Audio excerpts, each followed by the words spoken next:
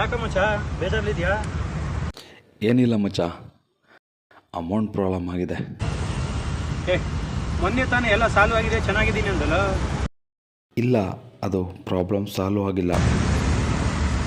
ನಿಮ್ಮ ಅಕ್ಕ ಬಾವ ಅಷ್ಟೊಂದು ರಿಚ್ ಅಂತ್ಯಾ? ಕೇಳತ್ತಾನೆ ಅವ್ನ ಮಾತು. ಒಂದ್ಸಲನೂ ಕೇಳಿಲ್ಲ ಮಗ. ಹೇಳಿ ನೋಡ. ನೀನು ಹೇಳ್ದಲ್ಲ, ಕೇಳ್ತೀನಿ ಮಗ, ನೋಡೋದ.